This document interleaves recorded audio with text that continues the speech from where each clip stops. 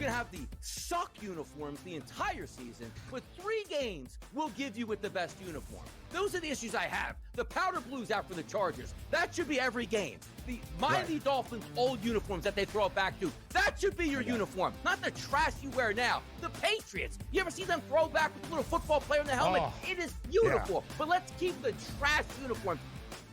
The Early Line, only on SportsGrid. Things you have to look at is what the team has the following day, especially when it comes to bullpen usage. You know, a lot of the things I like to attack is you see these extra inning games, these games get drawn out, these bullpens get worn, or if someone gets shelled the first 3 innings and they got to go to the pen, you know, early, you know, that's a good spot to kind of hop in the middle of the next game. You know, you got a tired bullpen, right? You try and take advantage there, maybe with an over, maybe with the money line. You're getting plus money on a favorite at that point. In-game live, only on SportsGrid. Piece of an interesting couple of weeks in California, if you recall, just I think it was 2 weeks ago, language was inserted into a bill that would outlaw or ban sweepstakes casinos and sports betting, which of course we've seen lots of that happen this year. So California is an interesting market because, as you've said, there is no legal online casino. There is no legal online sports betting. Newswire, only on SportsGrid. Like Montreal, has a new coach. Like I might be the new coach in Montreal in 2 weeks. Like they have a new coach all the time, and they always have, we're playing a new system. They're like, they have a bunch of 20-year-old players and kids on the pitch. Anyone that's good, they sell and they trade for money all the time. Like it's a real disaster. But they hit a new low tonight, getting eliminated by the Forge. Sports Rage tonight, only on SportsGrid.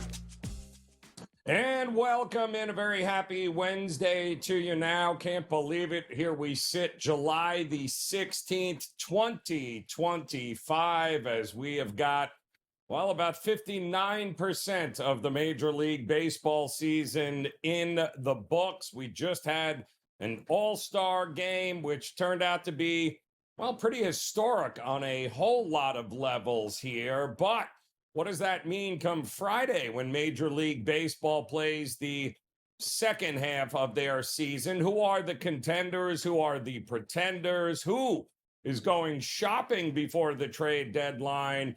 And who might be, well, just for sale with anybody and everything? We got a lot to break down for you. I'm Joe Raineri. Appreciate you stopping by here. We also have plenty to talk about when it comes, well, to the NBA, as the NBA has done a great job, and I have said it. Adam Silver, congratulations. They went from maybe a 7-8 month a year sport where they were talked about to, well, now they grab headlines 12 months a year. And the NBA, well, the headlines came out again earlier today, this time with the overpriced, overpaid Bradley Beal. Remember him?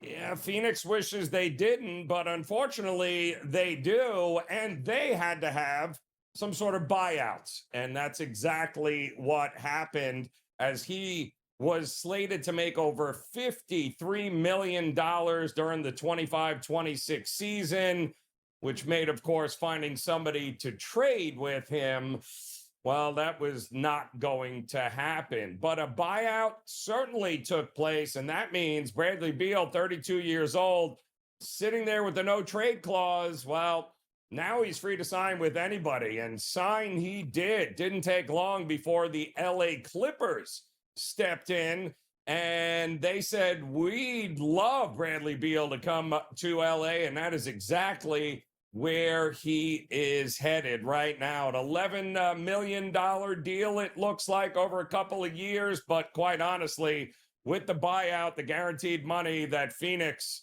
was paying him in the buyout situation, there's really nothing holding up any team from signing Bradley Beal.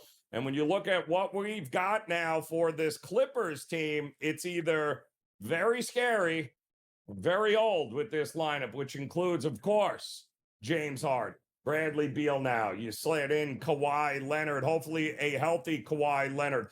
You'll remember John Collins was part of that three-way trade that sent Norm Powell to Miami, and John Collins ends up here with the Clippers. You got Zubac.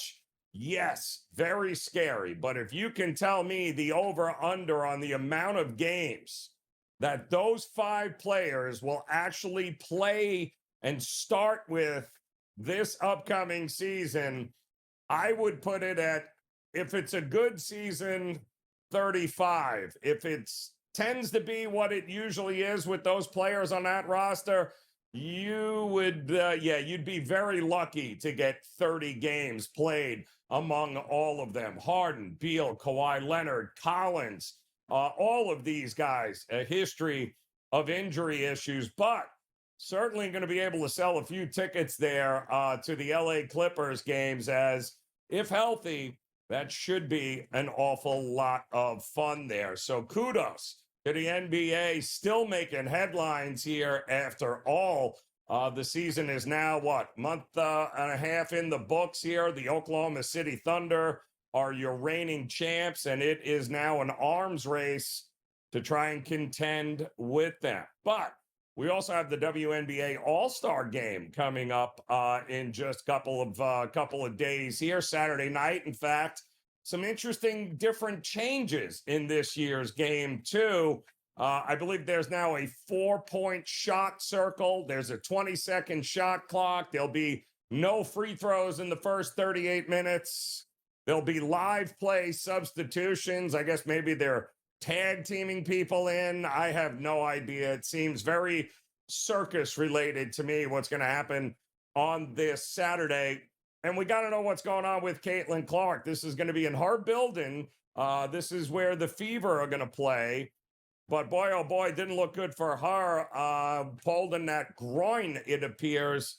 I don't know what the future is going to hold health-wise for Caitlin Clark, but you got to hold your breath. Is she even going to be healthy enough at this point in order to be able to play in that game on Saturday? Time will tell here. But that means we're almost, I guess you consider it the halfway point, the WNBA season as well. We've got the coach, James Young. He's going to stop by in just a few. We'll get his thoughts on Caitlin Clark, her health, of course, what's coming up for the WNBA All-Star Weekend, and that Bradley Beal trade. Is he buying in on the Clippers here? We'll get his thoughts coming up. But speaking of All-Star, man, that was pretty fun last night, was it not?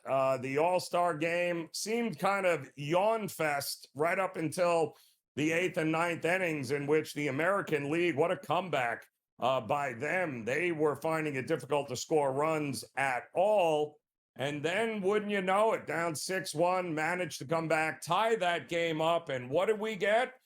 Well, we get a swing off. And I don't think anybody saw that coming, including most of the Major League Baseball players. Eventually, the swing off landed with the National League winning, thanks to Kyle Schwarber going 3 for 3 when it came to batting practice home runs, which he hit.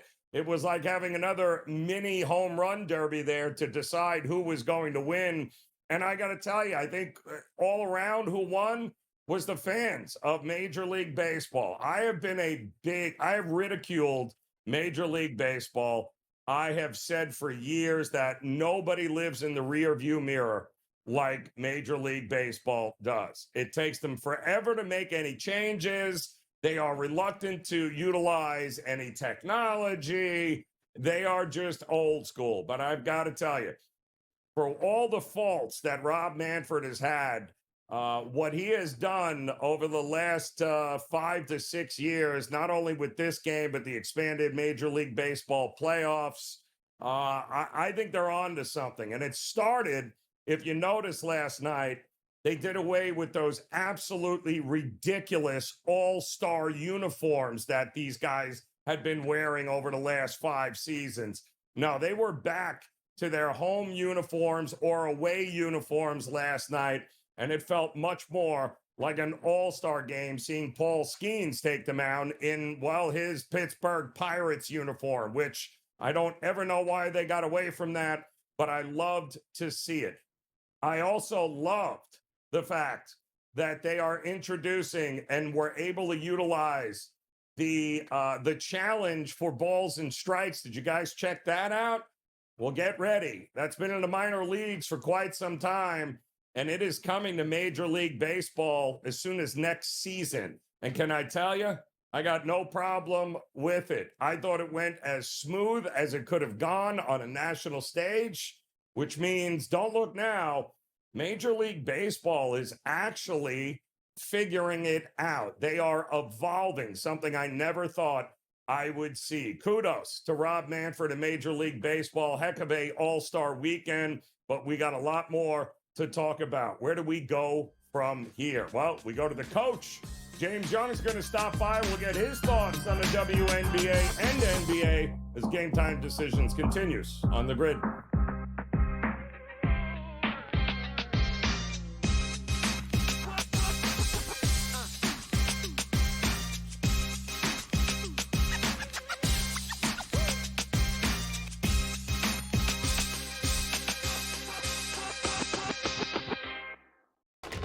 Enter into the magical world of McLuck.com, where even the smallest of spins can win real cash prizes. Adventure into over 1,000 of the best Vegas-style slot games. So what are you waiting for? Unlock your free welcome offer today. Join the fun where winners play and players win. Two guys that can do it all. Too much electricity this morning. This is a good time. We're having a lot of fun. I had to do a triple take. Ka-ching! Why? Because of parity. I didn't mean to offend. Yeah, it's not going to happen. Load management is a dirty word. Let him rip. You know what? Circumstances provide the results. What? How do you do this once? Oh, Donnie, you got such a good show there. A network that is booming. The Early Line, only on SportsGrid. We're going to go through every single thing, and I've got a great team behind me that's going to help me get the job done. I want this to be the place that people come to. There is going to be an energy to Game Time Decisions that you will feel night in and night out. We are going to hit every single one of those markets that you need to know about. We will have everything at our disposal, and we will use that to our advantage. There is not going to be a better place, I promise you, than Game Time Decisions. I'm Kevin Walsh. Tune in to Game Time Decisions weekdays on SportsGrid. The game is on. The stakes are high. But the action isn't just on the field. He's rearranging that ring. Get it inside! SportsGrid's in-game live. Your ultimate second screen experience. A little flyer, couple of 15.5 point live line. Every prop, every play, every day. Anything can happen. That's complete chaos. It's smarter to be on SportsGrid.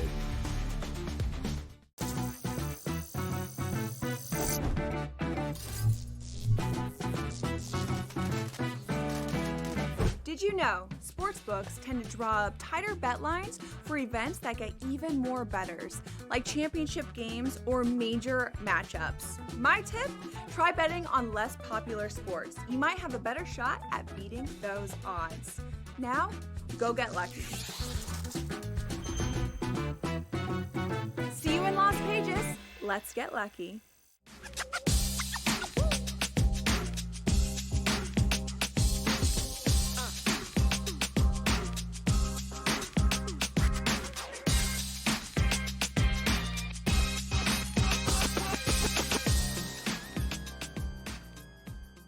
All right, welcome back in. Here we go. Game Time Decisions on this Wednesday. I'm Joe Raineri. Appreciate you stopping by. We get rid of one All-Star weekend, which I thought, again, was pretty darn entertaining there with Major League Baseball. We've got another All-Star break coming up this weekend. We got a couple of games, and we've got an NBA that doesn't sleep because the headlines, well, they keep pouring in, which means our main man, our good friend, the coach, James Young in the house here to dissect it all for us. And Coach, they're doing it again, man. The headlines in the summertime, the NBA rolls on. Phoenix is paying Bradley Beal never to play for them again. He's now on his way to the Clippers. And I'll ask you, Coach, what I asked the viewing audience last segment. It's a hell of a lineup the Clippers look like they're going to have to start the season. My question to you is, over or under 30 total games played together next season here with that injury-laden roster they've now put together? Oh, I'm going to say under, Joe, but at the end of the day, it doesn't matter what they do in the regular season. It's can they get 16 wins in the playoffs? That's all that matters when you talk about the Clippers, right? So you look at that lineup, obviously, it's a perfect fit for Bradley Beal. Bradley Beal, folks, is not a point guard. Why Phoenix thought that him and Devin Booker together was going to make sense, I never got. First off, shout out to Bradley Beal, first guy to get his own, no trade clause and finds a way to get what he wants, then decides to leave Phoenix to go to the Clippers. Listen, that starting lineup of James Harden, Bradley Beal, Kawhi Leonard, John Collins, Ivica Zubac, it's a dynamic starting lineup. You bring Nicholas Batum off the bench. You bring Brook Lopez, remember, signed with them off the bench. You have arguably one of the best coaches in the league, and obviously Tyronn Lue. They have to go for it. Think about this. They have free agents coming up after the 2026 season. This is the last chance for this team, so you might as well go in with Bradley Beal. But at the end of the day, will he be healthy? Will James Harden show up in a Game 7? When will Kawhi flake out? Can Zubac do it again? Will Brook Lopez get a rebound? I don't know. Maybe not. But at the end of the day, in that division, I thought before this move they were winning the Pacific.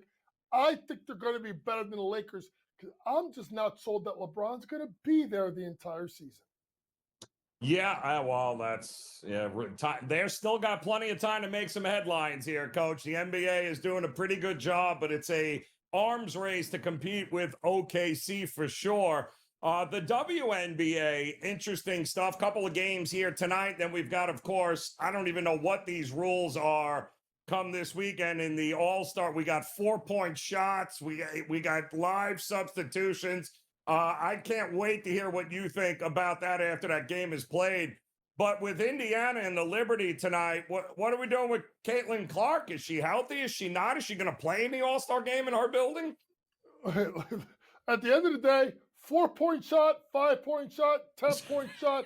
They could be NBA Jam. She's on fire. If Caitlin Clark ain't playing, ain't no one going to give a damn about the game. Let's just call it like it is. And they're praying like hell that she plays. Listen, Indiana's best course of action is do what the New York Liberty did with Jonquel Jones. Shut her down. Shut her down. Ramp her up when it comes down to the playoffs. But they're in an interesting spot. At 11-10, they're the third hardest schedule the rest of the way. So tonight, I'm going to take the New York Liberty minus the 9.5 points versus the Indiana Fever. I just look at the New York Liberty. They're playing better. Listen, they're without Jonquel Jones, but I like them tonight. When it looks for props, go to Leona Fevic. Leona Fevic, last two games, go over points plus rebounds, at 13.5. Last two games, 24-25. Shot 8 of 9 last game. The game should be able to get up tempo. Leona Fevic is the ability to shoot the ball from three. And people forget, Joe, the kid is 6'4". So she's got to help rebound with no Jonquel Jones. Leona Fevic over 13.5 points plus rebounds tonight. Ooh, love that one. All right, interesting. The Vegas Aces have a chance to get back to 500 before the break, which would be good. And a lot of that has to do, I guess, with Asia Wilson being healthy and actually playing, Coach, because she's been on fire. Dallas, not so much here, but they do have the up-and-coming Paige Beckers. Kind of a light number here. What were you thinking? Not taking them. I mean, I'm not taking Dallas. I mean, at the end of the day, they listen. Vegas is such an intriguing team because of Asia Wilson. But Asia Wilson, if you pull up her stats, 21.5, 9.5. Those are not been typical Asia Wilson stats in regard to our regular season. But I expect her to play well, and I expect them to struggle to guard her. So Asia Wilson should play well, but I'm going to lay the 6.5 points in a matchup tonight between the Aces and the Wings. Now, obviously, everyone knows how big of a fan I am of Paige Beckers, and I think that she's been absolutely dynamic. But I'm looking at under 26.5 PRA. Why? I think this game may be a blowout. She's gone under in 2 of the last 3 games so far this year. And if you really start digging into it, she has played well, but I think that they're going to load up on it. The problem that Paige has in regards to getting to 26 PRA is Enrique Wall has been awful. Awful. Like, I don't know if she doesn't want to be on the team. I don't know if she's washed. I don't know. But I'm going under 26.5 PRA when it comes to, obviously, Paige Beckers. I don't think she gets it done tonight. How good? She's averaging, 18, 19 points a game so far. She's getting like 20, at least 20 plus here. What's the ceiling for her? The team isn't very good, but boy, is she pretty good. Oh, my, Joe, you literally walked into this. I don't want to get into this now because I want to talk about it after the commercial break if I'm still on. But ESPN came out with their top 20 players in the WNBA, and they should be ashamed of themselves where they put some of those kids. So we'll talk about that after the commercial break. Ooh, something tells me the future of the WNBA might be in good hands, but not according to that list here, Coach. What have you done for us lately here? But a couple of games getting ready tonight. We got the All-Star game on the weekend. We got more to talk about. Game time decisions on.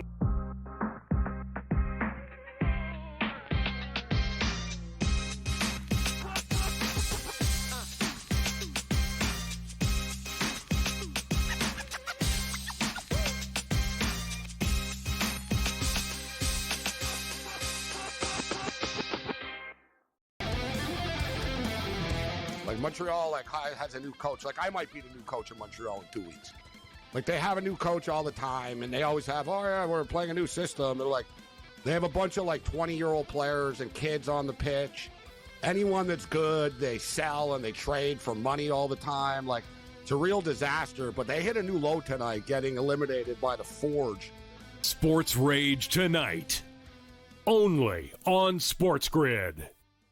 One that really sticks out to me the most, George, and he's having a fantastic season, is James Wood of the Washington Nationals. I mean, yes, Cal Raleigh's fantastic. Don't get me wrong. He's like a candidate for MVP of the American League. But every time I look up, George, James Wood is either getting 5 hits or being walked 4 times in a game. What a season for this guy. And he's so young. Was he 22? So what a future this kid has ahead of him. Fantasy Sports Today, only on SportsGrid. The best white American prospect since Larry Bird. And think about how Larry Bird kind of came in magic and transcended the game. We've talked about for a long time, LeBron's towards the end. KD's towards the end. Steph Curry's towards the end. Who is going to be the American face of basketball? Betting above the rim, only on SportsGrid. The game is on. The stakes are high. But the action isn't just on the field. Rearranging that roof. Get it inside! SportsGrid's in-game live. Your ultimate second screen experience. A little flyer, couple of 15.5-point live line. Every prop, every play, every day. Anything can happen. It's complete chaos. It's smarter to be on SportsGrid.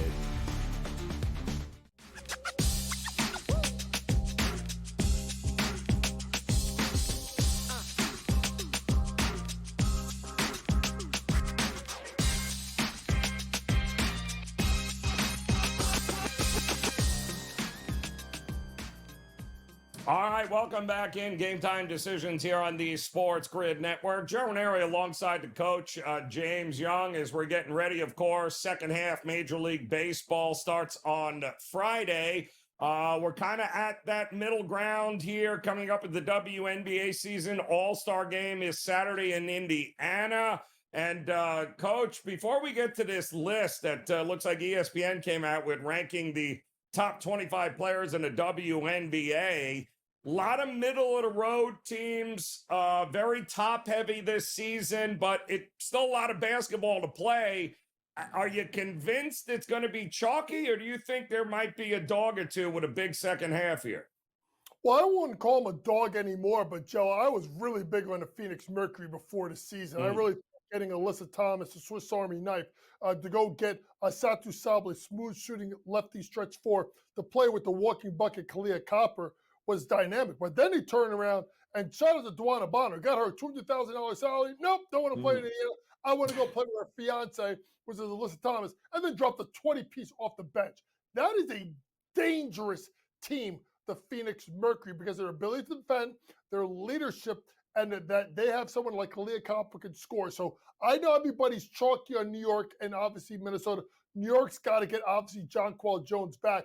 But to me, the third best team in the WNBA, and their win total was at the 24.5 before the season, up to 29.5. That's the Phoenix Mercury. They've done a hell of a job this season, and they have 2 wins over so far. I love it. Yeah, long season ago, I wouldn't necessarily sleep on it just yet. But, Coach, I'm going to start rattling off the numbers here of the players in order from the top to the bottom that ESPN has ranked 1 through 25. Stop me when you disagree with the player and the number. Nafisa Collier, your best player. Fair enough? Yep, I take that. I'll say yes. Asia Wilson, number 2. Down year, but yes. Alyssa Thomas, number 3, Phoenix Mercury. It could be a spot or two too high, but she's had a fantastic year and the team's playing over the head, so I'll give them that. Brianna Stewart of the Liberty at number 4. Completely agree. Top 5 player, yes. Sabrina Ionescu, their New York Liberty, number 5. Close, but I would say yes. She's a top 5, top 6 player. All right, here it comes. Number 6, Alicia Gray, the 6th best WNBA player. Stop. What are we doing? What are we doing? And here's the problem with the ESPN poll. And I'm calling you on ESPN. You did it for clicks. We all know it. Why? Because this was a poll of your people, and you won't tell who put where. Why? They don't want the smoke. Simply put, I stopped Joe. Alicia Gray was 6. Satu Sabali was 7. 8 was Aaliyah Boston. And then you went Caitlin Clark. Why are we even having this discussion? Listen, I know the kid hasn't made a 3-pointer since, I don't know, the middle of June. But you can't tell me the way she's how dynamic of a player she is, that she is not at worst, the 6th best player in the WNBA. You got more, I got more. I'm going to try and remember this, and I'm so mad. I'm thinking Nyeka Nwubake was 10, Skylar Diggins was 11, I forget who was 12. Kelsey Plum. Kelsey Plum was 12, and 13 is Paige Beckers. And mistake number 2. Paige Beckers, ready folks, is a top 10 WNBA player right now. You ever heard of the band Gladys Knight and the Pips? Yeah, it's Paige Beckers and the Dallas Wings. That's what she's got. You know what that means? She's got nobody. Enrique Nwumbuale has been awful this year. I don't know if she wants to play there or not. Probably doesn't, but it's a story for another day. But I would say for now, not only is she top 10, the second most important player in that league is Paige Beckers. Why? I'll say it because no one else can say it on this network.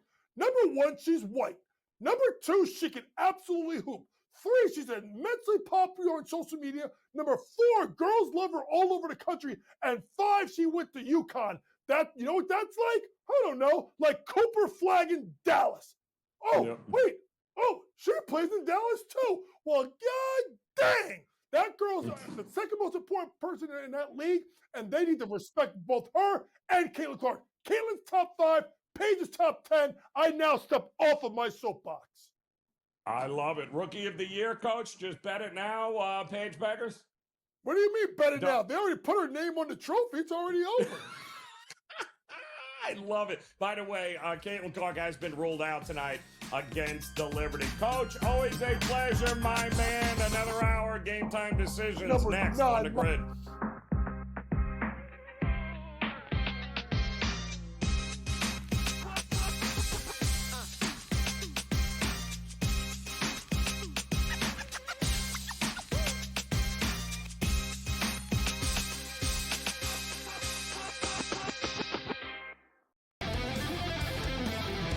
Like Montreal, has a new coach. Like I might be the new coach in Montreal in 2 weeks. Like they have a new coach all the time, and they always have, oh yeah, we're playing a new system. And they have a bunch of 20-year-old players and kids on the pitch.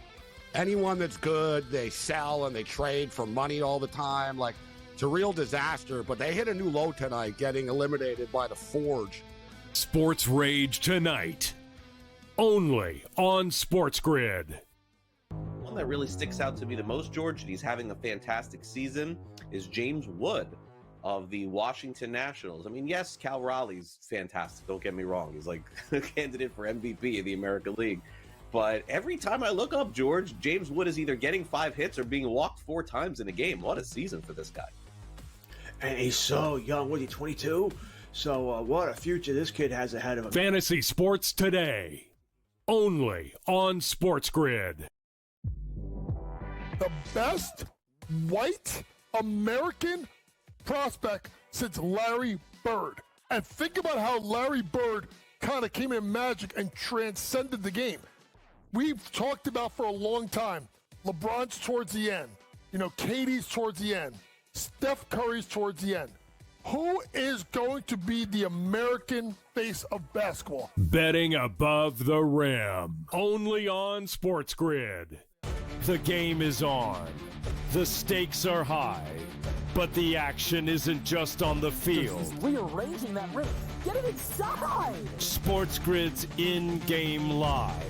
Your ultimate second screen experience. A little flyer, couple 18.5-point live line. Every prop, every play, every day. Anything can happen. That's complete chaos. It's smarter to be on SportsGrid.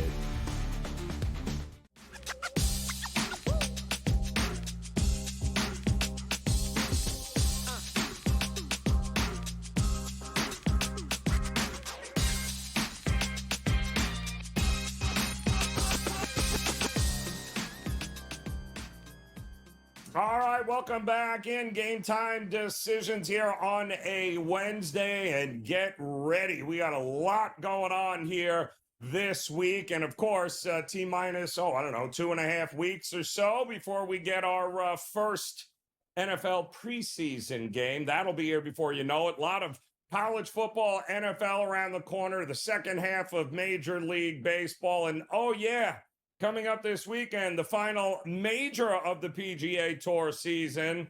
That's right, the Open Championship. And our champion, let's roll him in here, Cam Stewart. He's got his butter machine. He is ready to go here tonight, Cam Stewart.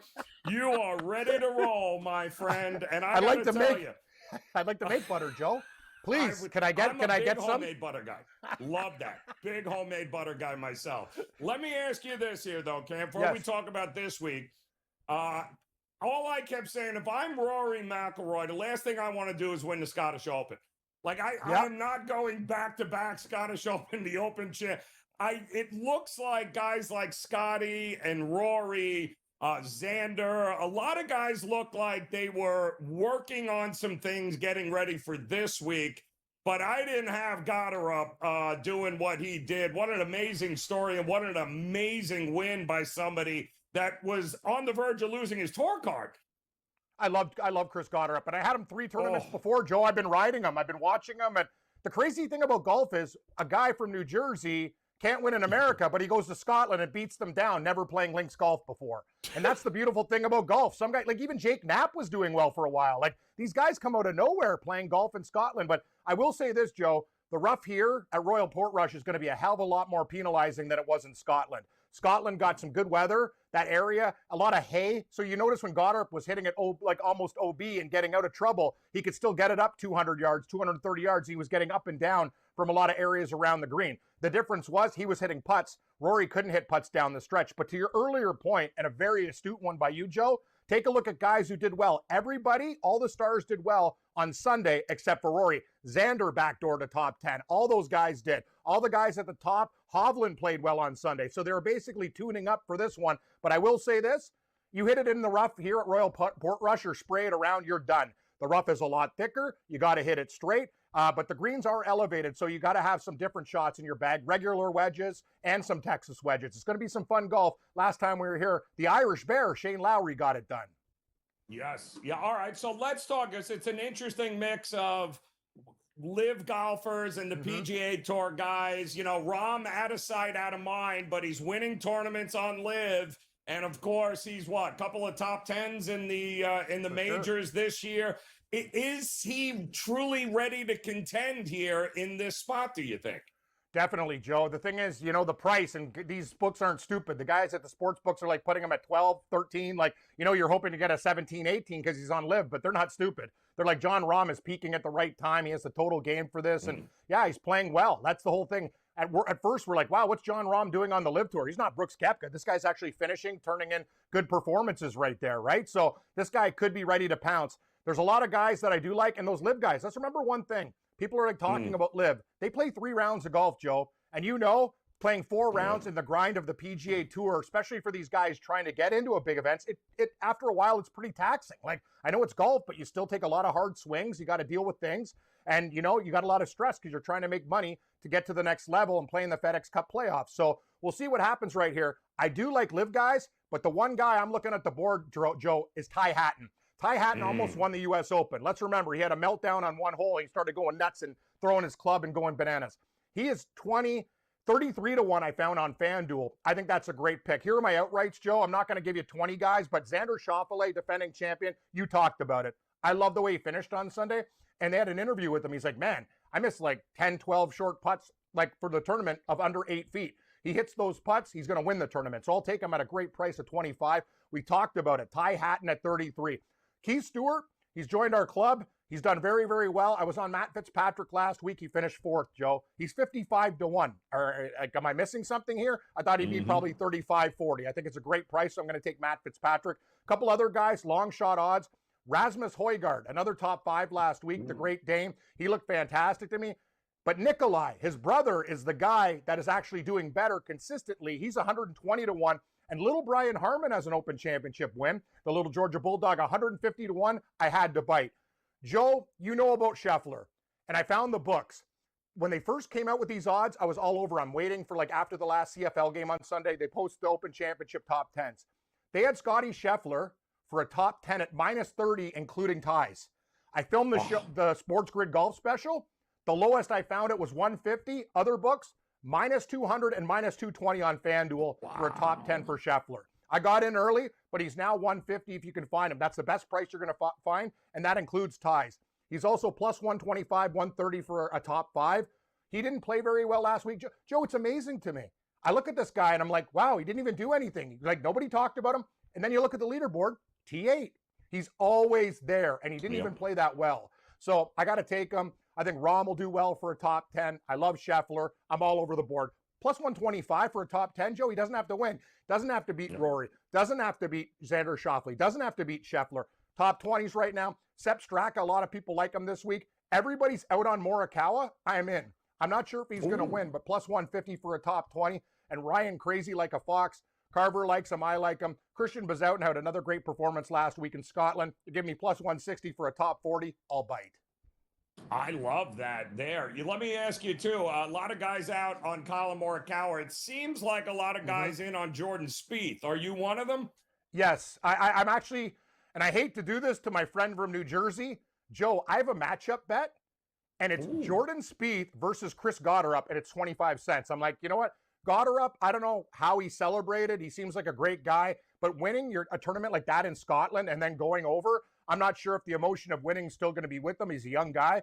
And Jordan Spieth, I know he's coming back from injury, but that is a great price. So in the matchup bet, I absolutely love him. So I think that's a great price. I like Hatton over Robert McIntyre as well. Ty Hatton is one of my outrights. People think McIntyre, he barely made the cut at the Scottish Open. And a lot of people are going to go back to him this week. I think Hatton is a great play at almost a pick-em price against him too.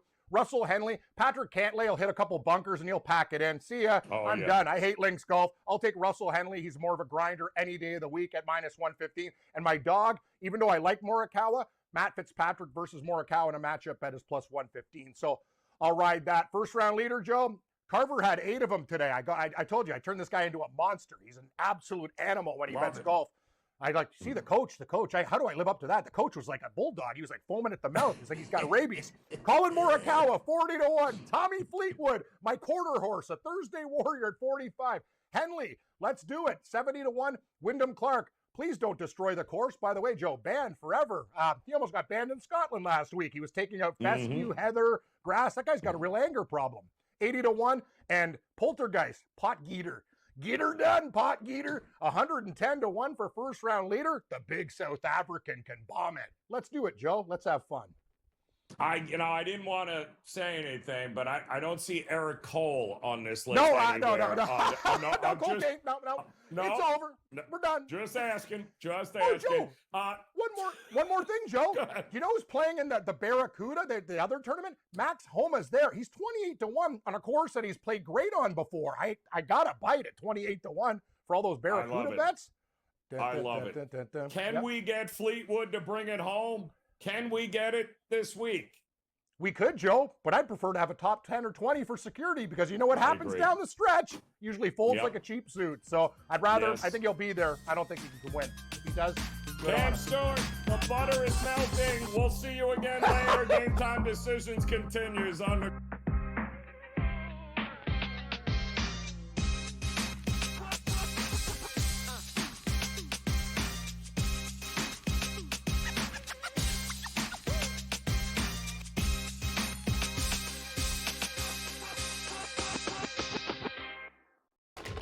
Enter into the magical world of McLuck.com, where even the smallest of spins can win real cash prizes. Adventure into over 1,000 of the best Vegas-style slot games. So what are you waiting for? Unlock your free welcome offer today. Join the fun where winners play and players win. Two guys that can do it all. Too much electricity this morning. This is a good time. We're having a lot of fun. I had to do a triple take. Ka-ching! Why? Because of parity. I didn't mean to offend. Yeah, it's not going to happen. Load management is a dirty word. Let him rip. You know what? Circumstances provide the results. What? How do you do this one? Oh, Donnie, you got such a good show there. A network that is booming. The Early Line, only on SportsGrid. We're going to go through every single thing, and I've got a great team behind me that's going to help me get the job done. I want this to be the place that people come to. There is going to be an energy to Game Time Decisions that you will feel night in and night out. We are going to hit every single one of those markets that you need to know about. We will have everything at our disposal, and we will use that to our advantage. There is not going to be a better place, I promise you, than Game Time Decisions. I'm Kevin Walsh. Tune in to Game Time Decisions weekdays on SportsGrid. The game is on. The stakes are high. But the action isn't just on the field. Rearranging that roof. Get it inside! SportsGrid's in-game live.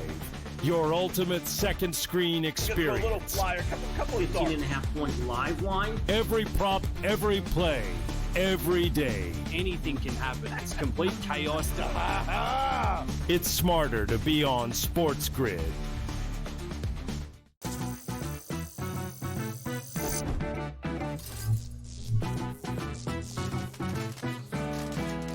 Did you know sportsbooks tend to draw up tighter bet lines for events that get even more bettors, like championship games or major matchups? My tip, try betting on less popular sports. You might have a better shot at beating those odds. Now, go get lucky. See you in Las Vegas. Let's get lucky.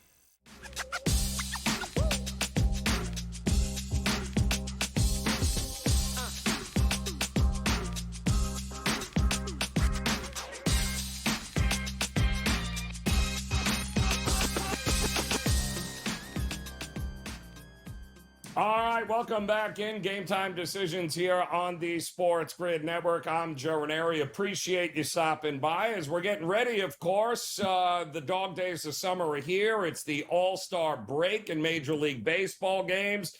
Just about 95 games have been played of the 162-game schedule. It's a little more than half, as they say, but it's coming crunch time, right? Contenders versus pretenders. Who are buyers?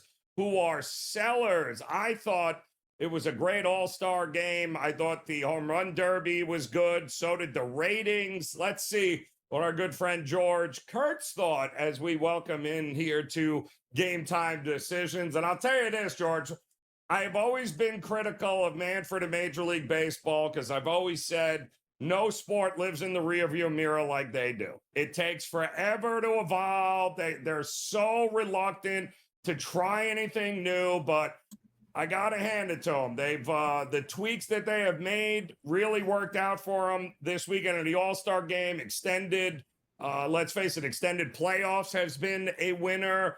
And now, look, we actually had a chance last night to see what challenges for balls and strikes will look like. And can I tell you, I don't think it slowed the game down at all. I thought it was fantastic. It's coming whether we like it or we don't, but I think it's better for the game. What do you think? Oh, I am a big proponent. I mean, I am on the soapbox here. I want challenges for balls and strikes, okay? I'm tired of these umpires, these calls they make here. Joe, I mean, I've been to a couple of independent league games here. I live on Long Island. You got the Long Island Ducks, and they have the ABS. And it's for every pitch, by the way.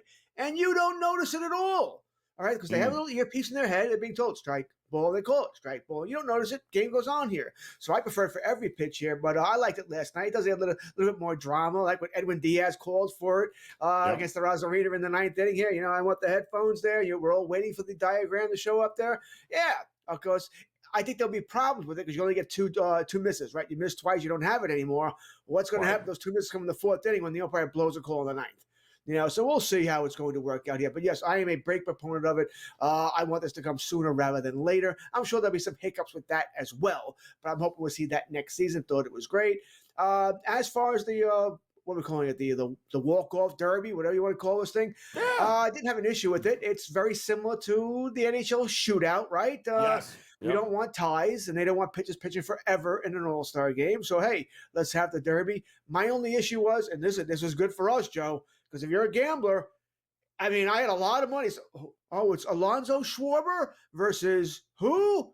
I mean, okay, Rooker's fine, but you're going to put Aranda in this thing? Yeah, give me the National League. Oh, they're down 3-1? Give me the National League again because Schwarber and Alonzo are coming up here. So, hey, thank you. All right, sort of made up for the under I had in the game, which didn't come in there. So I liked it, but the only thing in an all-star game is people are like, oh, why weren't Ohtani and Judge? Ohtani and Judge were already on a plane. They were already gone. Yeah. Exactly. All right, that's what happens in these games. I mean, the stars are leaving at the first couple. Once they're out, they're out. They're done. They're gone. All right, they're on their way to the airport doing what they do here. So that's why you sort of got who you got there. The National League just had better players left at the end of the game here than the American League had. Because let's face it, I'm sure, I should say, Aranda's had a nice season for the Tampa Bay Rays. He has 21 career home runs. Probably shouldn't be in the Derby. Right. Well, and he was really, I mean, they had to put the lineups in earlier of who was going to, guys had to agree to it. And you had to make sure they were actually going to be somewhere near the dugout and available in the game to do it. So Cal Raleigh was the only other question mark, but he was still there at the end of the game, but he hadn't played in about an hour and a half. So I don't think they were going to get him to do it. So either way, the players looked like they had fun, and that came across, the screen, George. So if they're having a good time with it, not just going through the motions, I thought it was a win-win for Major League Baseball this past weekend. Now, having said that, we still got some games to play here starting on Friday. The deadline is just around the corner. Who's selling, who's buying here? And I know a lot of guys running to the window to take a flyer with the Red Sox. Are we buying the Red Sox here moving forward, George? Well, they're probably the one team, one of the very few teams who didn't want the break to come. They had won 10 straight games. They did not want that break to come, right? Came at a very bad time for them. Am I buying the Red Sox? Now, I have a ticket on the Blue Jays, all right? I have a ticket on the Blue Jays every year, Joe. Like, I just can't leave this team alone. I look at the roster every time in spring training, like, it's a good team. They're maybe the most well-rounded team. So I got a ticket on the Jays here. I got a smaller ticket on the Red Sox. Same thing. I kind of like their team coming in here. They need to make an addition or two. Will they do that? All right, the Devers trade, I think we need to forget about that. They did that for different reasons, right? Rafael Devers was a problem, so they want to get rid of that problem. So I don't think it's not a mass exodus coming. I don't think they'll trade Bregman. The question is, will they trade Durant?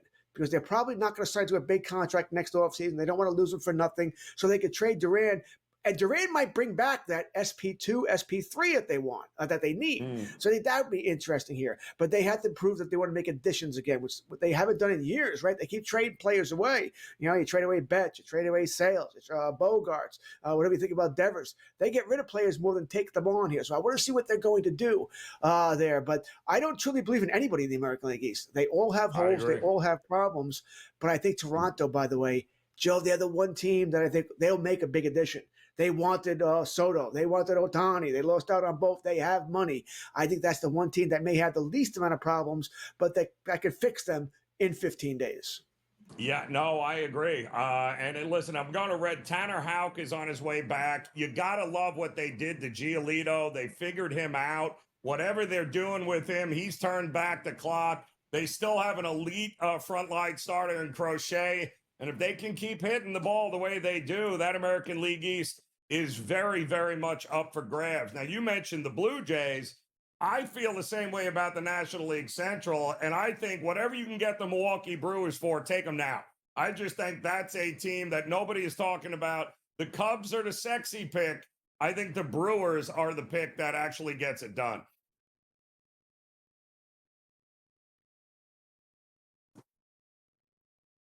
Oh, okay. I wasn't sure if I was supposed to. So we've been ignoring the Cubs, Okay. the Brewers for that reason. So maybe we should have been ignoring the Brewers because they are a good, solid team here. But will they make that addition? The Cubs are going to make that addition, Joe. They want the third baseman. They want the Bregman. They'll make a big addition by the deadline as well. They need a pitcher, though. I look at Alcantara from Florida.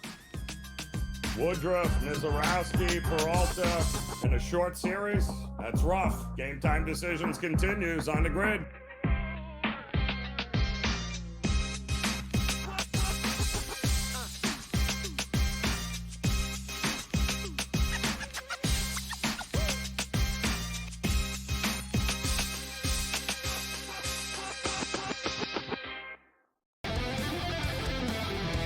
Montreal has a new coach. Like I might be the new coach in Montreal in 2 weeks.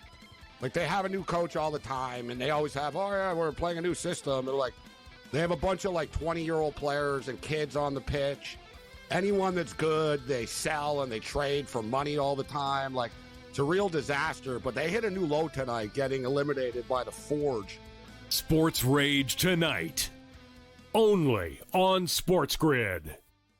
One that really sticks out to me the most, George, and he's having a fantastic season, is James Wood of the Washington Nationals. I mean, yes, Cal Raleigh's fantastic. Don't get me wrong. He's like a candidate for MVP of the American League.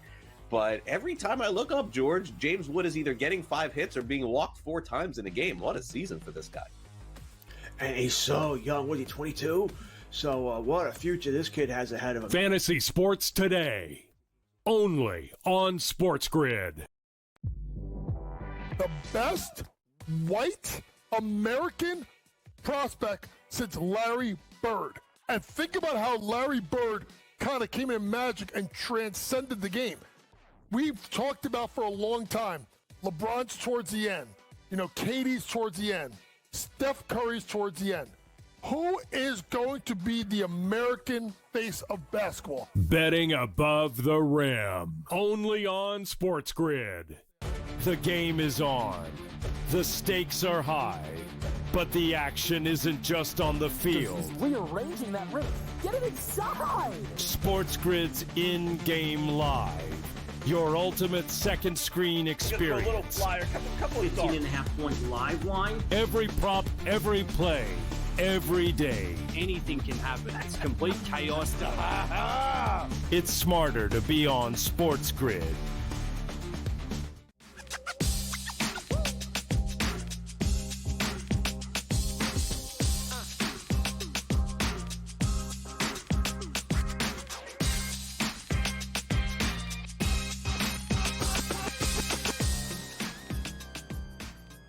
All right, welcome back in Game Time Decisions here on the SportsGrid Network. Let's welcome back in our good friend George Kurtz as we get ready, of course, for the second half of the Major League Baseball season, as we're about 95 games into it now.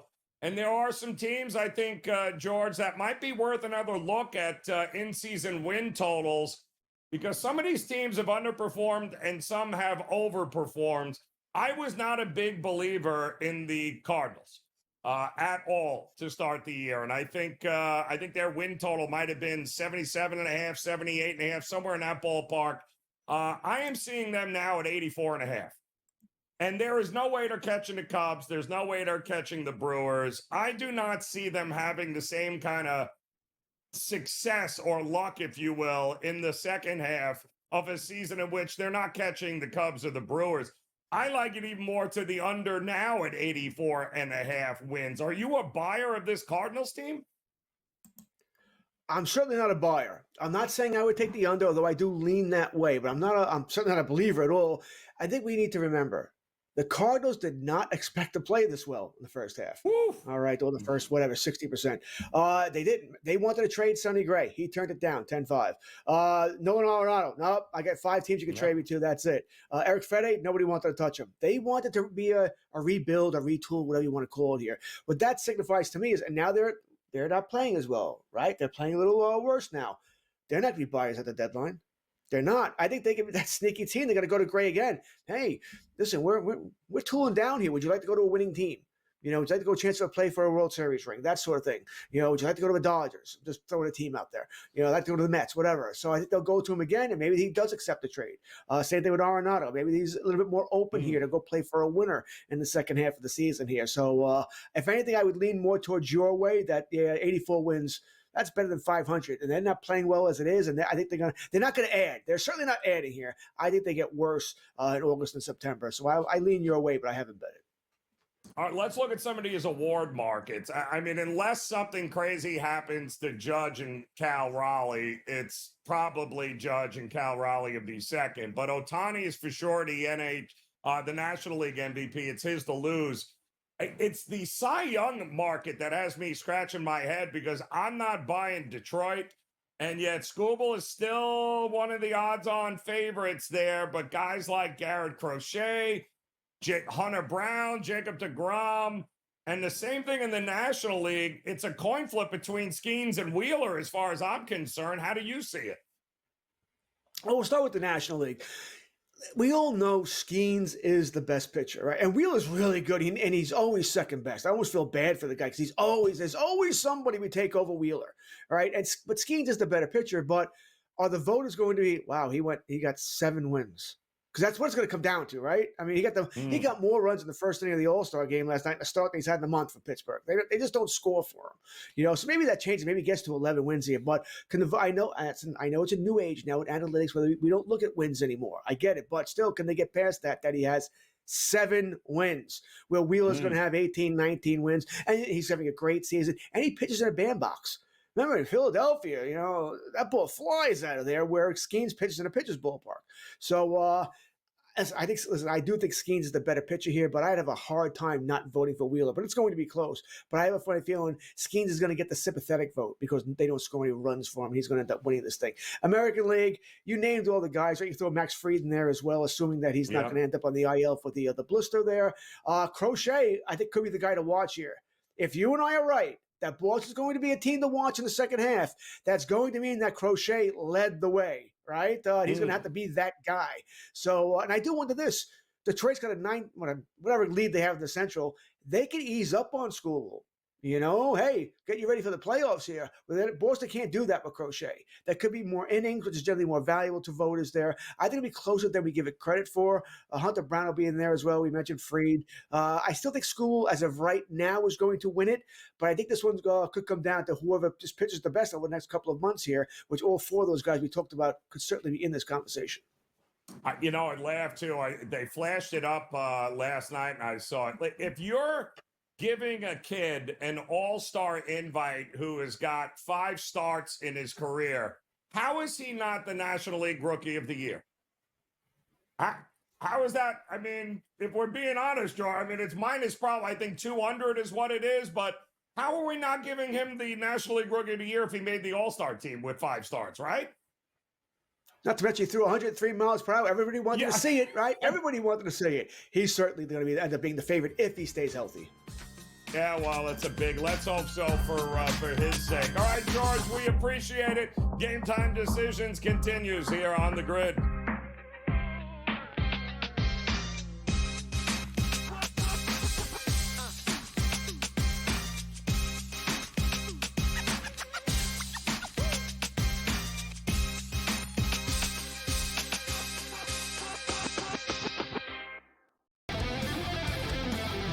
Like Montreal, has a new coach. Like I might be the new coach of Montreal in 2 weeks.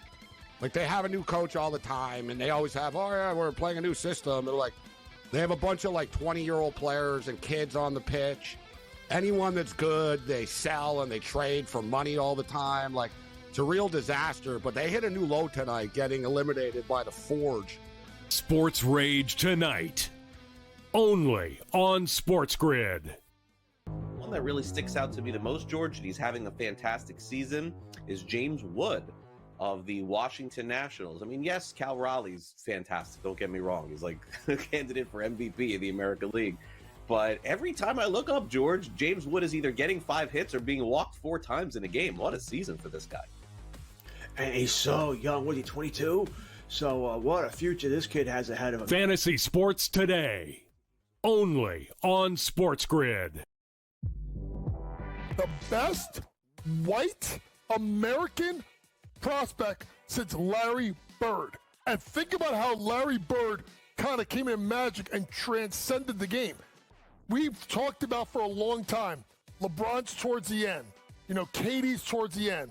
Steph Curry's towards the end. Who is going to be the American face of basketball? Betting above the rim, only on SportsGrid. The game is on.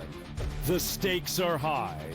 But the action isn't just on the field. He's rearranging that ring. Get it inside! SportsGrid's in-game live. Your ultimate second screen experience. A little flyer, couple 15.5 point live line. Every prop, every play, every day. Anything can happen. It's complete chaos. It's smarter to be on SportsGrid.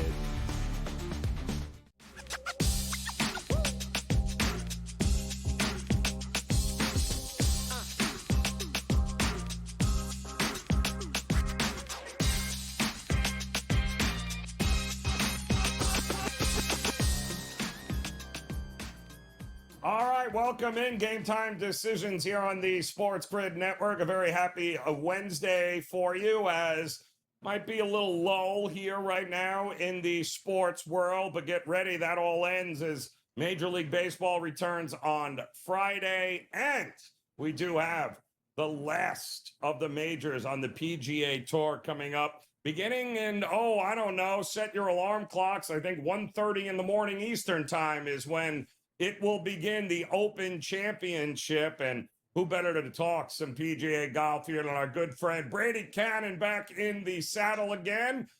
Enjoyed your little vacation. That's outstanding, Brady. Just in time now, you're back for what is going to be, I think, probably a pretty memorable tournament here in the Open Championship. But did you get any reception at to watch the Scottish Open and how that ended up? Did you have Chris Gotterup on your bingo card, by the way, Brady, for that one? I did not, but I tell you what, make a mental note for next year's Scottish Open. This appears to be a tournament that is being dominated by bombers. I mean, look at the guys that were on that leaderboard. Gotterup hits it a mile.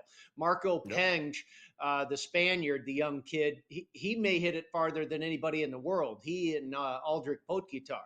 And you had Rory right there. We know he can blast it. So, yeah, that's one thing I took away from the Scottish was, boy, that was some big boy golf off the tee right there. And those guys, I mean, it was like the top 5 on the leaderboard were probably the top 5 leaders in driving distance for the week.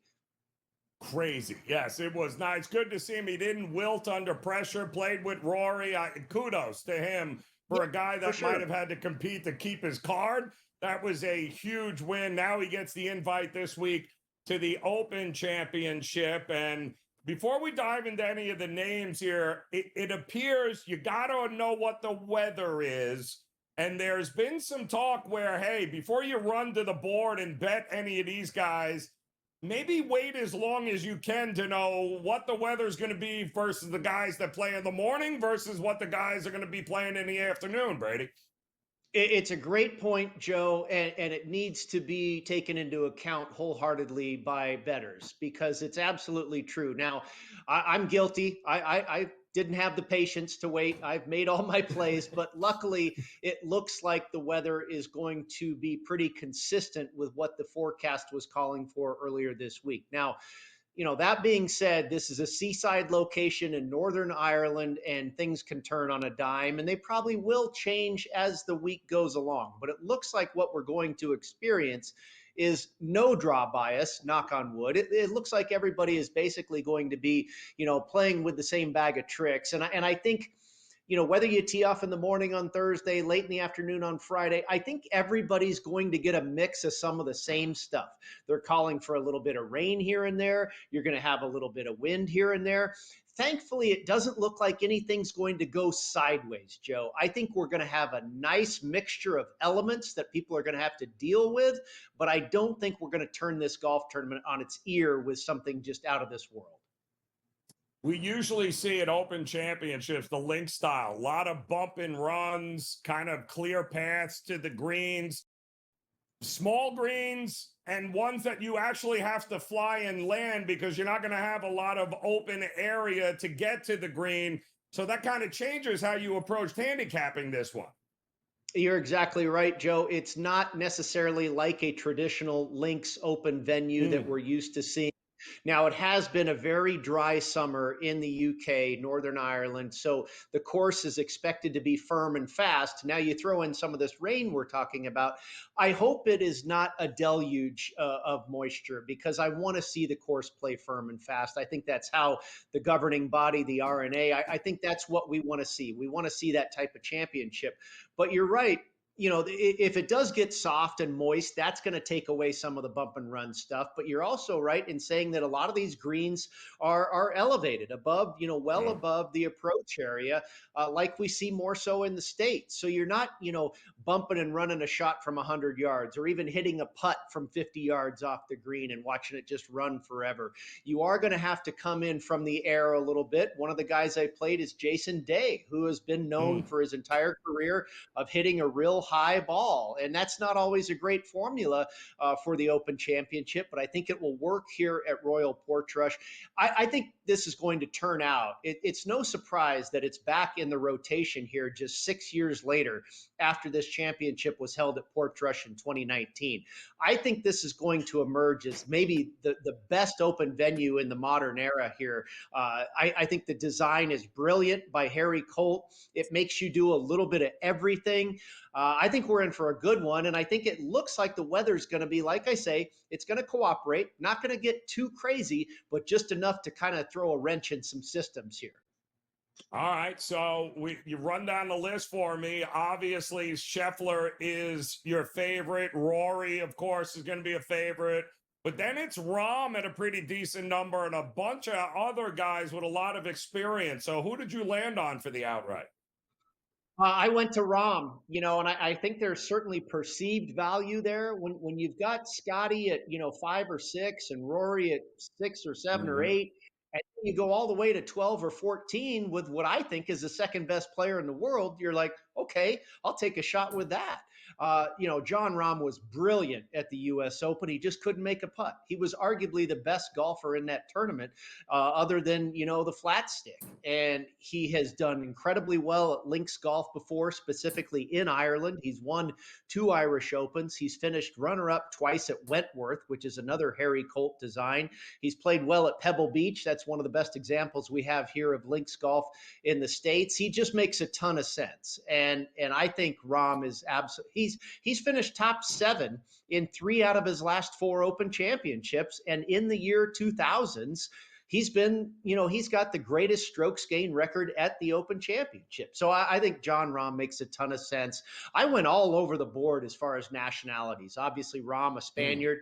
I took Tyrrell Hatton, an Englishman who has a tremendous links course record, has won the Alfred Dunhill Links 3 times, just finished 4th at Oakmont at the U.S. Open. Jordan Spieth. Guess who's the best Open player the last 10 years? Yeah, Jordan Spieth. And 11 times over across the pond, he's never missed a cut. He won it in 2017. He was runner-up in 2021. Last year, he was 25th. The year before, he was 23rd. He finished 23rd at Oakmont. He was top 10 at the Memorial. I think Jordan Spieth's game is coming around, and he, I think, is possibly a sneaky guy. And I got a bad number. I got him at 50-1. You can get 70s out there, maybe 65. I think Spieth is live. Russell Henley turning into one of the best, top 15 players in the world, wins at Bay Hill, 5th last year at Troon. I took him at 65. I mentioned Jason Day. Ryan Fox has finished runner-up at the Irish Open twice. He's won at Wentworth, a couple wins on the PGA Tour as of late. This will be his 9th time playing in the Open Championship, and his best ever finish was right here at Portrush in 2019 when he finished 16th. Robert McIntyre, who I played at 36-1, finished 6th here in 2019, has won the Scottish Open, has won the Canadian Open on a Harry Colt design. The same architect that did Portrush along with Martin Ebert, who did the redesign not only at Portrush, but also at Hamilton Golf Club in Canada. So I think he makes a ton of sense. And then, Joe, you'll love this one. I literally put $5 on it. 400-1 on Mackenzie Hughes. And I bet him for a top 40 finish. I bet him for first round leader. I bet him in some other ways. But I thought 400-1. This guy's a top, certainly a top 75 player in the world. Why is he 4? I could see 200-1. I could see 250. Maybe he's 285. But 400, I thought was wrong. So I had to take a shot. We'll see what happens. I love those across the board, Brady. And by the way, just before we get out of here, give me the one name who will not be playing this weekend. Yeah, exactly. And I bet him plus 350 to miss the cut, Bryson DeChambeau. I think he's going to be packing his bags and not be in Northern Ireland for the weekend. Let's hope so, because I'm on it with you there. Brady, always a pleasure, my man. We'll see you again on Friday as game.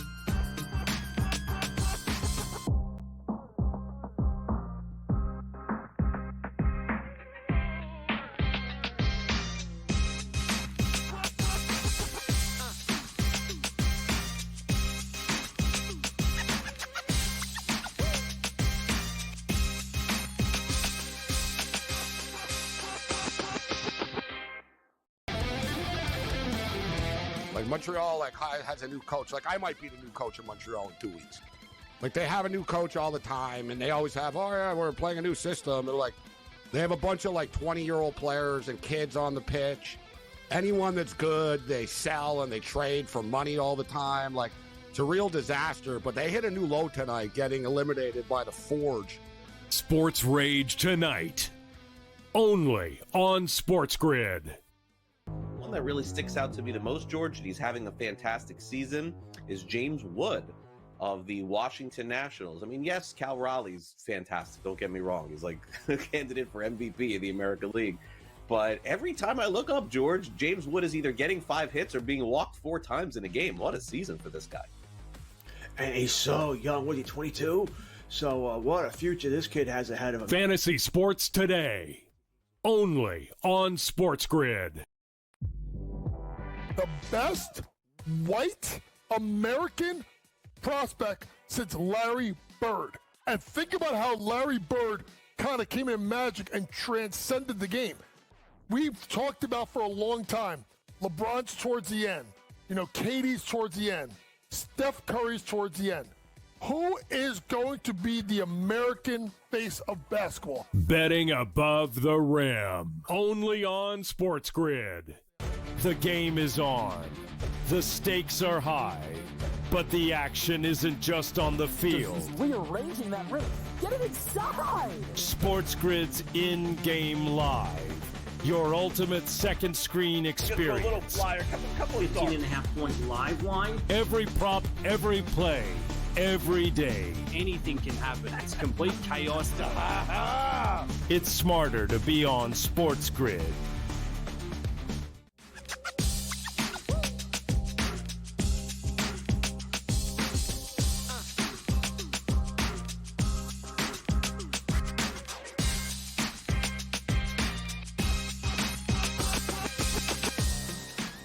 Oh, there we go. All right, welcome back in Game Time Decisions here on the SportsGrid Network. We certainly appreciate you stopping by with us here, as we do have actually a couple of things in the fire going tonight. We got a little WNBA action. Of course, their All-Star game is Saturday, but unfortunately, the player who is not only team who's playing tonight and who's building the All-Star game will be Indiana, are going to have to do it without Caitlin Clark, at least for tonight. Let's bring in the guy taking over at the top of the hour here, our good friend Scotty Wetzel for In Game Live. But it looks like Caitlin Clark already ruled out for tonight's game against the Liberty, which means with a groin she's already missed time for. I mean, that's just rough. It's in her building the All-Star game, and she's all likelihood not going to be playing in it. Yeah, in the final minute, Joe, of not a blowout win, but they were up, close to double digits or 9 points in the final minute when she got hurt last night in Boston. The game against Connecticut was at TD Garden where the Celtics and Bruins play. So it was like the final minute that this poor girl gets her, right? And she's supposed to be in the three-point shootout as well. So it's not just the All-Star game, but, the three-point shootout, all the hoopla around that. So this is exactly what the WA did not want, obviously. So Indiana's in action tonight, back-to-back. I did look it up. There was a point where, if you play on the second game of a back-to-back in the WNBA, you were going to lose. But, not this year. The best teams are 8-3, and I'll put Indiana in that category. Playing on that second game of a back-to-back road trip. And Boston down to New York's not that bad. Caitlin Clark, they're no good without her, right? Yeah, they're 3-3, and they won the Commissioner's Cup without Caitlin Clark playing. So they really are not that bad without her. So I'm getting close to double digits. I know the game was underway, and New York's out to a little bit of a lead here, so you might get more than the 9.5. But I did like Indiana to cover the 9.5, so I'm going to go with the Fever again. You might get them at a 10 or 11 right now, down a little bit in the first, second quarter here. Another game coming up a little bit later tonight. Of course, Vegas trying to get to 500 before the intermission here, the break before the All-Star game. They're going to be taking on Dallas. Paige Becker is Rookie of the Year. She's no joke. But what happens here tonight? 6 I'm seeing on the board. Yeah, 6. It was earlier 6.5. I'm going to take a stab at Dallas at home, Joe. They're not that good, but they've been better of late. And they're coming off a 3-game road trip in which they lost all 3 games. All 3 games were basically blowouts. But they're back at home. And at home, they're 4-1 their last 5. And Las Vegas is nothing special. You said it. They're 10-11, 1 game under 500. I know they want to get to 500, but they played Dallas earlier this year when Dallas wasn't playing well. Las Vegas won, but only by 4 points at home. So now I'm getting 2 extra points. And then, like I said, Dallas 4-1 their last 5 at home. I'll take a stab with Dallas. Maybe wins outright, believe it or not. But I'll definitely take the 6 points with them. I like that. All right, so we get Major League Baseball kicking back up on Friday, but we do have, of course, overnight tonight, the start of the final major, the Open Championship. And every year, I don't know where you find these absolutely crazy props for the PGA majors, but there's no doubt got to be a few that stuck out to you here coming up this week as well. Yeah, I got a couple. I'll go with some basic ones. Will there be a hole-in-one, -125? These are the greatest golfers in the world, and they're going to be able to drive the ball 450 yards the way that sucker rolls on these courses, right? So forget about a par 3. Some of these guys can get a hole-in-one and a par 4, Joe. So I'm getting basically at Pick'em, 4 par 3s in addition to the other one. You're getting a gazillion shots at that. I will definitely take that. I like that. How about this one? How's this not going to make it? Scheffler, Rahm, Schauffele, and Fleetwood all to make the cut. They actually offer, be careful, guys, if you want to bet this. They actually offer that as a complete prop. They list like 4 guys. That's one of them at minus 140. But if you just put those guys in a regular parlay to make the cut, it's minus 113. So be careful with some of this stuff. You can do your own shopping on the same site, believe it or not. But how are Scheffler, Rahm, Schauffele, and Fleetwood not missing a cut? Right? I mean, at Pick'em. Yep. I agree, Scotty. I am with you. I love that one a lot, in fact. I also think some of the other ones, the birdie, you had an interesting one that I didn't see it, but now I'm going to go back and look for it. What about a little extra golf here when it's all said and done? Yeah, will there be a playoff? Plus 370. Yeah. I mean, I know, listen, Joe, Matt, and I, we do in-game live every Sunday. I'm telling you, it's like every other Sunday, literally, the tournaments are going to a playoff this year. I don't know what it is, but if you want to give me plus almost 4-1 that we're going to get some extra holes, I will definitely take that. I like that bet a lot. You would think with all these golfers, you got a bunch of guys. You always have 3, 4, 5 guys. They all kind of choke away. Chances are halfway decent. Like I said, it's been that way this year for whatever reason.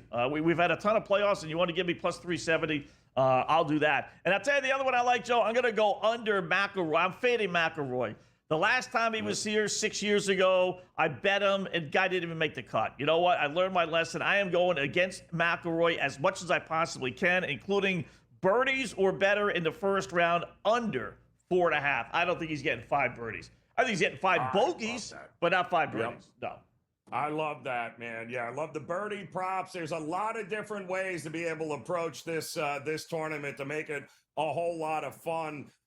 We also got to look Major League Baseball. If we look ahead here, Scott, you got a couple of win total props I think are fun.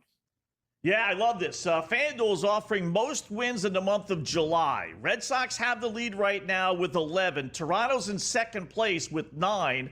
But the Red Sox have a brutal schedule. Cubs, Philly, Dodgers, Minnesota to close out this month. Whereas Toronto has a pretty easy schedule, and Toronto has 2 more games. They have 14 games. The Red Sox only have 12. And really, if you look at all the other teams below Toronto, they all have 12 or less as well. So Toronto with 14 games puts them ahead of everybody. The Jays are plus 365 with their easy schedule. San Fran, the Yankees, but at home. At Detroit's tough. And then at Baltimore, you know what? They can get that. They can. Love it. Sounds like money to me. Scotty, we'll see you top of the hour. Game Time Decisions continues on...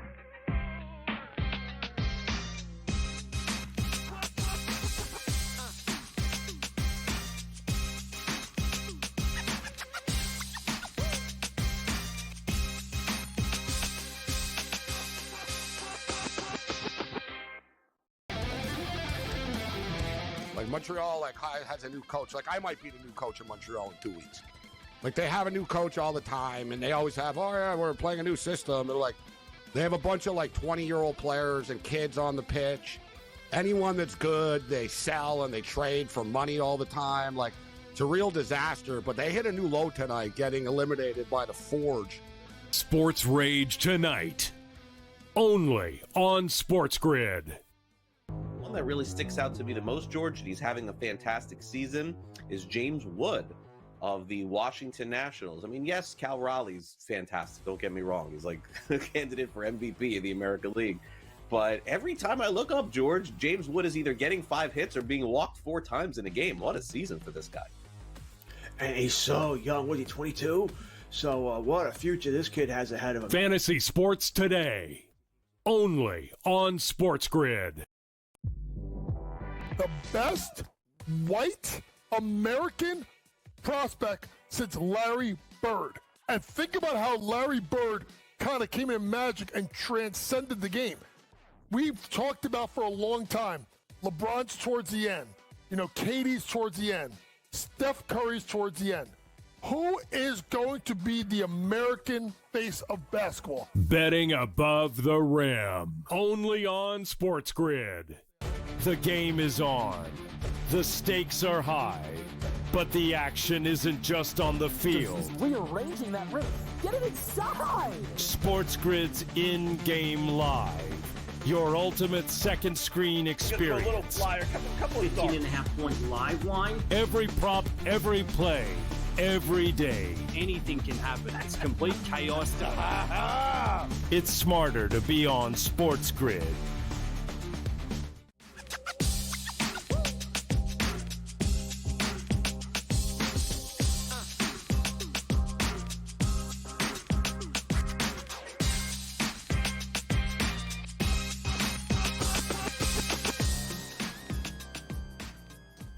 All right, welcome back in Game Time Decisions as we look to close out this edition together. Want to thank you so very much for hanging out with us. We've got In-Game Live coming up top of the hour. Again, a couple of games here tonight in the WNBA going on already. And, of course, we just talked to Scotty Wetzel, who'll be taking over at the top of the hour. The Indiana Fever down to the New York Liberty in New York.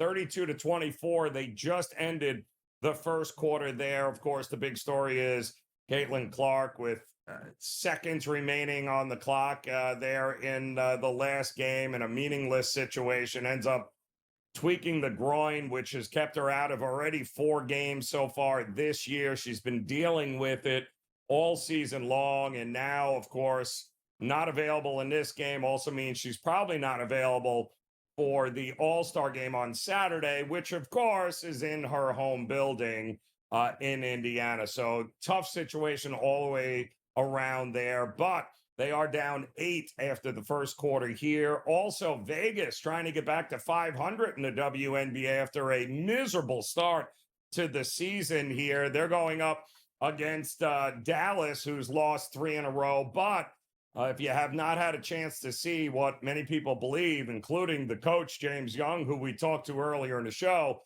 Paige Beckers is the real deal. Not only Rookie of the Year with her name written all over it, but could also be another one of these upcoming stars that is going to be the face of the WNBA. They are getting 6.5 at home tonight. Seems to be a lot of Dallas money coming in, but In-Game Live will have you covered on both of those games, getting you ready. And of course, Major League Baseball resumes this Friday as they've already played 59% of the season, 95 games in the books for teams, 162 total games. What does it all mean? Well, we also have a trade deadline coming up that'll be here before you know it.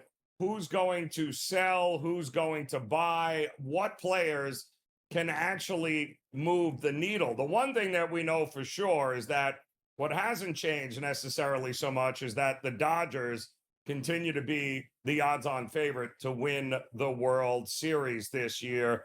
Not far behind them, of course, the Yankees still sitting there. The Philadelphia Phillies are there. Houston, like a bad rash, just won't go anywhere. They continue to hover there. The Cubs, of course, the Mets, and the Phillies are interesting given the fact that, well, let's face it, Atlanta is pretty much stick a fork in them this year. The selling could be on the way for the Atlanta Braves. We already know that the Marlins are not going anywhere anytime soon. So it really is a 2-horse race in the National League East between the Phillies and the New York Mets. And in fact, the Phillies have 24 games remaining against the National League East. So the Marlins probably looking for a way to trade Sandy Alcantara as well as, Edward Cabrera if the arm turns out to be okay. The Nationals have already fired everybody. So if you've got 24 games against the rest of this division, and again, the Braves are just a hot mess here. Yeah, call me crazy. Philadelphia, I think, definitely has a leg up with an opportunity to be able to win the easy games. And the Phillies certainly are considered to be a team that ownership will be in pursuit of a championship. They will have no problem going out. I mean, we're talking about Dave Dombrowski here of the Phillies. He's always been a guy that does not care at the trade deadline. He will go out and get whatever it is this team needs. So Philadelphia, for sure, I think, will be in the marketplace as a big buyer. I think the Arizona Diamondbacks are going to be the big sellers right now. And I think with the way that bullpen is, you've got a bunch of upcoming free agents in Suarez, Josh Naylor, Zach Gallen, Merrill Kelly. Don't be shocked if the Diamondbacks are sellers looking to maybe reset for next year. That would not shock me. Their current season win total right now in the futures market, 79.5, and I am not buying it. I don't think they get there. I think the for sale sign is up in the window at the clubhouse of the Arizona Diamondbacks. So we'll have much more, of course, on the futures on Major League Baseball. But right now, in-game live straight ahead with Scott Wetzel and company. We'll see you tomorrow for Game Time Decisions.